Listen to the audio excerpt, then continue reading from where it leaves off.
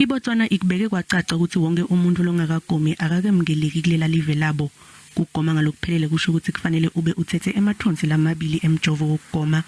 Lodzinga uthathe emathonsi lamabili kanjalo nemjovo welithonsi linye. Nangabe kusadzingeka uthathe umjovo wekwelekelela kulawo mathonsi kanti awusengakawuthathi utawuthathwa njengemuntu longakagomi ngalokuphelele. eBotswana ithi inhloso yaloku kunciphisa kwanza kwalomkhuhlane ngenxa yebandlule abaqhamuka ngaphandle kwalelive.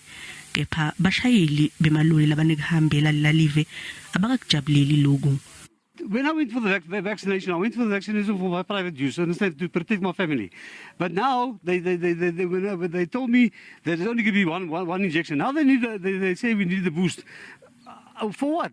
I mean, tomorrow you get the boost, and then you must have another boost. Eventually you could be like a zombie. I don't agree with this. Botswana, they got a set of their own rules, and they want to apply the rules and then implement them in the whole world. It doesn't work. I don't feel okay about these new requirements because I feel like I've been oppressed. I feel like it's taking my rights as an individual because it gives me a pressure that when I have to go to its country, I'm living under certain rules. I was suffering until, I don't know, because I'm supposed to go back again to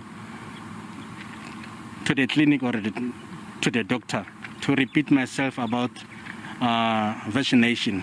Bantu labangasito takhamuti taseBotswana labangakagomi bangalelwa ukuthi bangene kulela live kanti takhamuti taseBotswana tona kungenteka tihlawuliswe 5,000 wemapula noma baboshwe isikhathi lesingekho ngetulu kweminyaka nobe kube kokubili.